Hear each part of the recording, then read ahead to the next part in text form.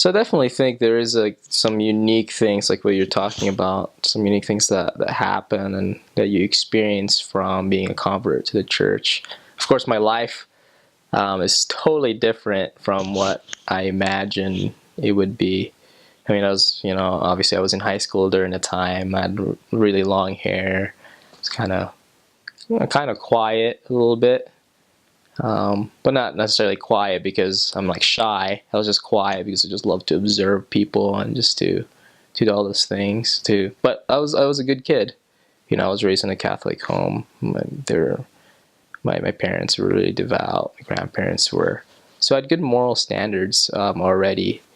But I think one of the biggest differences is instead of just having this moral, like, these things that have been ingrained to you since I was a kid, I had an understanding of who Heavenly Father was, or who God was.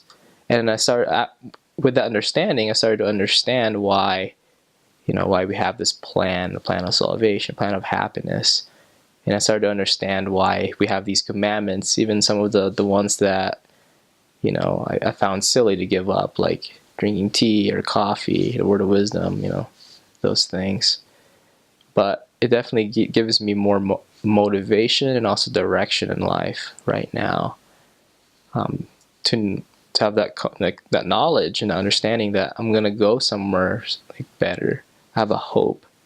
Whereas before, I felt like I was just kind of doing all these things to be a good person without the direction in life. That's been one of the greatest blessings. Of course, also, like I said, appearance is also different.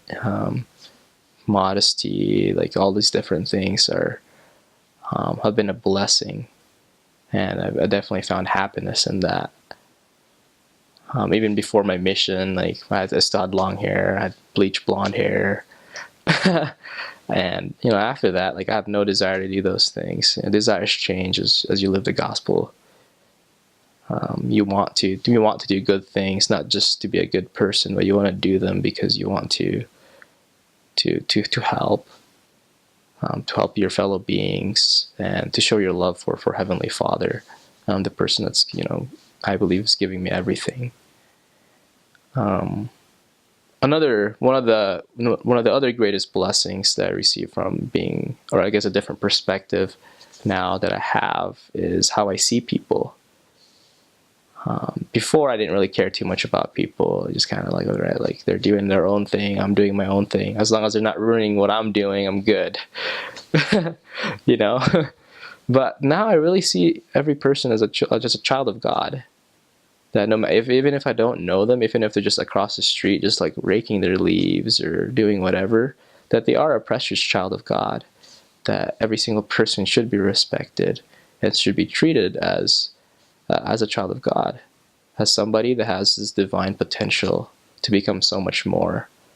It's helped me become more Christ-like, more patient with people, knowing that they have their own weaknesses and I have my own weaknesses as well. But the neatest thing is that we can help each other accomplish the goals and the things that we want in life and also in the future. That's been a blessing for me. And my family is also different. I view my family differently now. I see how family is so much more important than what I saw. Although they're not members of the church, I fully believe that we can be an eternal family. That as I do my part, as I try to share the gospel with them, some of them will respond. But the greatest blessing, I think, is going to be the future family that I'll have the opportunity to raise them in the gospel.